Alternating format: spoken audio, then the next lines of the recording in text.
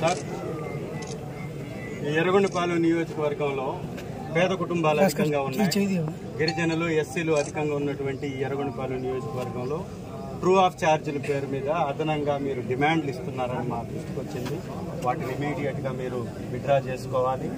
ఉచితంగా ఏదైతే 200 యూనిట్లు కరెంటు పేద కుటుంబాలకు ఇస్తున్నారో వాటిని ఇమీడియట్గా మీరు కంటిన్యూ చేయాలి. వాటిని రద్దు చేయడానికి వీలే లేదు. చాలా చోట్ల గిరిజన గ్రామాల్లో విద్యుత్ సౌకర్యం లేక ఇబ్బంది పడుతున్నారు. వాటిని పునరుద్ధరించాలి. చంద్రబాబు నాయుడు గారు చెప్పిందే, ఏ రూపాయి కూడా పెంచము అని వారు ఎలక్షన్స్ కు ముందు హామీ ఇచ్చారు.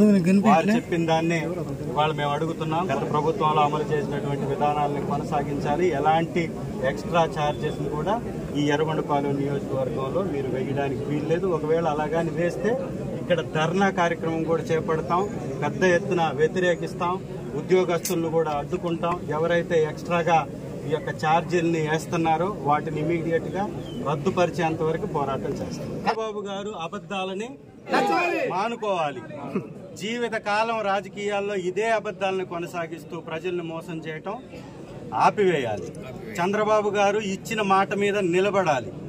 మాట తప్పి ప్రజల్ని మోసం చేసే విధానాన్ని వదులుకోవాలి. ఈ చిట్ట చివరి అవకాశాన్ని చంద్రబాబు నాయుడు ప్రజలకి మంచి చేయడానికి వాడాలి తప్ప ఇలా మోసం చేయడానికి, తన కొడుకుకి దోచిపెట్టడానికి ఉపయోగించడానికి వీలే లేదు.